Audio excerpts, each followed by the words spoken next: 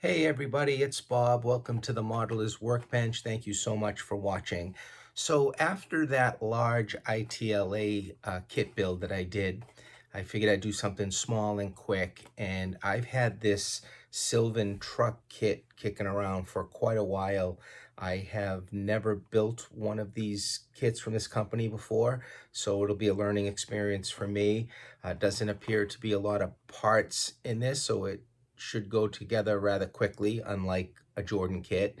I'm sure that many of you out there have built these before, and many of you out there have not, like me.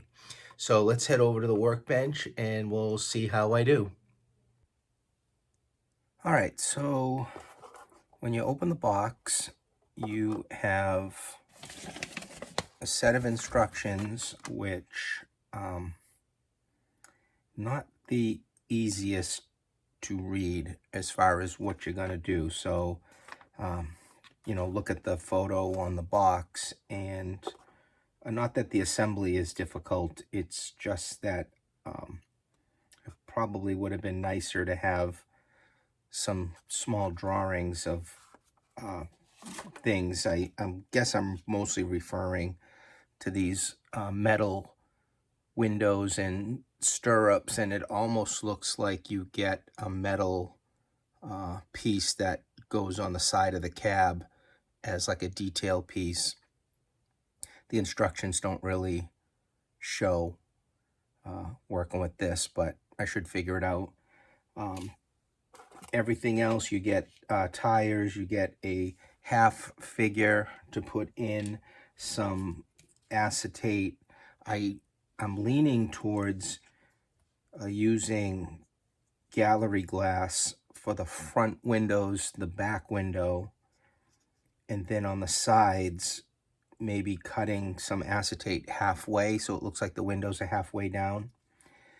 There was flash on everything, which I've already cleaned up, and then I went and cleaned with warm soapy water all of these white pieces that you see here. So looks like you get the front cab piece and then the frame. I noticed my frame is broken. This side should come up a little further to match this one. It looks like it's a gluing surface for the bottom of this, which is actually right here.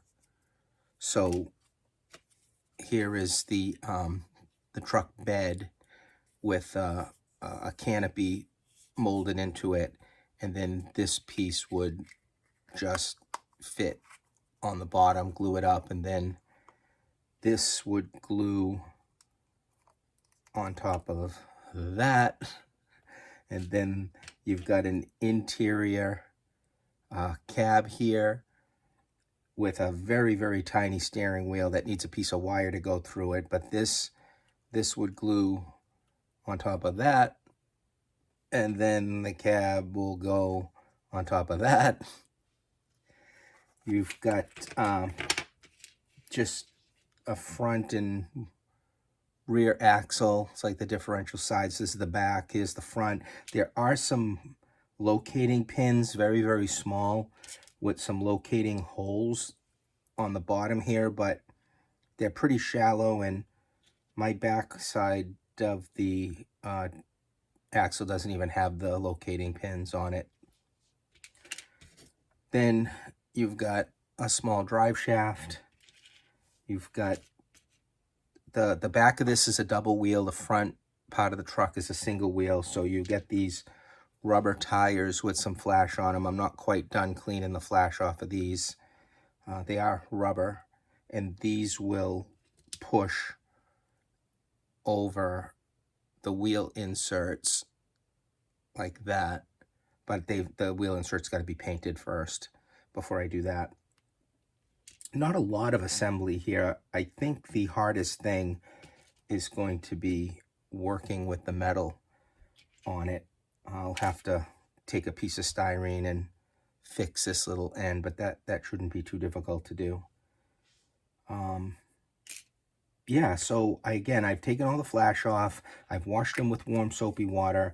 The next thing I'm going to do is I'm going to paint this, put this bottom in, paint that, or prime it, then paint it. I'll paint the front cab, and I'll put the entire frame together with the axles and the drive shaft and this interior cab. I'll glue all those together, and then I'll prime and paint that. So that will most likely be primed and then painted black. And then I actually might even paint this black first before I put it on the bottom here. And then I got to think of a color to use on it. So yeah, let me just make sure I don't have any more flash on these, and then hit them with primer, and we'll then paint it, and then we'll come back here and see where I'm at. All right, so the wheels, the plastic part that's painted red, are just, pushed in to the rubber tires, double tires in the back, single in the front. The interior part is like slotted. It just glues down there. I use super glue for everything. I didn't use the figure that came with the kit because I don't know, it just needed a lot of cleanup, and I didn't really want to waste a lot of time trying to paint a figure on this. So I just used one that I had. It's kind of an aside story. One of the times on a visit to George Celios's layout, the Franklin South Manchester, he's got a lot of figures on there. It had come up that that he got the pre-painted figures, or it would just take so long to paint figures that he'd be doing that all day instead of modeling. I kind of lean the same way, even though I have painted figures in the past. I don't really want to spend a ton of time trying to paint so many figures. I'd rather spend that time modeling. So again, I just used one that I had. I cut the legs off. He was already in a seated position. The steering wheel is just put on a piece of wire and pushed through. They're really not going to see much of this, so it's kind of just basic. This part of the kit here, everything was painted with this red Model Air from Vallejo. It's pre-thin for an airbrush, but I do put a couple of drops of Vallejo airbrush thinner or paint thinner into the cup, and I find with the airbrush that works really nice, and just very light sprays. So I had painted the red all here, and then using some nice Tamiya masking tape, I masked off the red, and I initially painted this fabric top like a light sand color or fabric color, but I didn't like it. I didn't like the contrast that it was doing with the red. I didn't think it looked very good. So I went back over it with this Vallejo model color, which is olive green. But this isn't out of the bottle for an airbrush, so I thinned it down, and I did some very light coats. And then for a final coat, and it's probably hard to pick up on the camera, but when you see it, you can see it kind of flex a little bit. I put some white paint, a few drops of white paint, and made it a little lighter, and then just hit the top of this lighter. So you get the variation of the color. There are these little hold down buckles molded in, which is kind of nice. I mean, it on the kit, it's not a lot of parts, but the detail is there. And when it comes to painting stuff like that, I find the best thing to do when you gotta like really paint little like door hinges or something like that is to just use a toothpick. Drop a little tiny drop of paint on the end of the toothpick, and you can just touch it, and you'll paint those little things rather than using a brush. The bottom just got pushed in, painted black. So that's that piece. And then the cab, this was painted with the airbrush.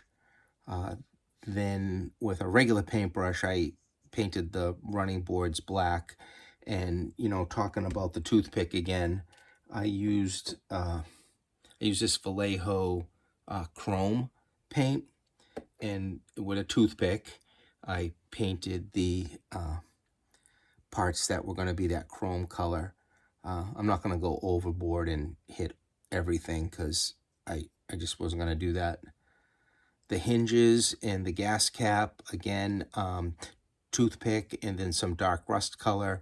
The headlights, toothpick and some white. As far as the glass goes, what I did on the front windows and that rear window, which is my go-to for stuff like this, even with modeling windows, if I want to do that frame method, is I use gallery glass. The two that I use with this is frosted and then the crystal clear. And I put them on with those, like those micro brushes, the green one, the yellow one, doesn't matter. I put some on there, and then from the inside, I just put the gallery glass around it, and then when it dries, I find the gallery glass to be probably somewhat more flexible as the years go on. Buildings that I've done have never cracked or pulled away or anything, so that's why I use the gallery glass for that kind of thing. The side windows, the passenger is closed, but the driver's side I did open halfway. And that was just a piece of the acetate that came with the kit that I cut and glued back in the back with some canopy glue. So yeah, that's the cab of this. What I did find in putting it together was that when I set this bottom piece on, the tires sat onto the bottom edge of this back piece. So I just took some like scale 2x6 and glued it on to the bottom here just to get that little bit of height up, and that worked better. And this is just going to get glued right onto the back, and the cab should fit right over that. So let me do that, get that together, and then we'll have some final looks at what this Sylvan kit came out like. So I didn't use all the little metal etched parts on this. I want to just keep it simple. The fit of these isn't like super perfect. For instance, you can see when the cab sits down, the fender is a little close to the wheel, but I think it's just the nature of the kit. The one thing I did, because I'm crazy, and it didn't come with the kit, was I just took a little piece of sprue that I had that was already bent, and I glued it on the bottom as an exhaust right here, if you can see it. Again, it's just a little piece of sprue that had a curve in it, and I painted it brown, glued it up underneath. So I don't know how the prototype looked with the exhaust, but I don't really care. It's got an exhaust on it. The cab, I didn't really glue the cab down on it. I just kind of sat it down on here just to adjust it. So I'm not really going to glue it. The little etched mirror, you drill a tiny little hole in the side and just put it on so that the mirror extends beyond the bed of the vehicle. That's pretty much what I'm just gonna do with this thing. I mean, it'll look good on the layout. Again, I never built one of these before, but I did have fun putting this one together and painting it, and it does look good. So I think when I go to Springfield, the next show, I think I'm gonna pick up some more of these, probably mainly the trucks, because that's what I really need. I just need more trucks, and I really like the way this came out. So I'll definitely build some more and put them on the layout. So yeah, maybe you're in the middle of a kit or building something and you just need to take a break, but you still kind of want to do something, and you have like a little vehicle kit or Jordan, which I've done, which are a heck of a lot more complicated than these. Yeah, just sit down and do it, and then you feel like a sense of accomplishment. You keep going. So yeah, I'll put some final pictures on the video, and until next time, thanks for watching.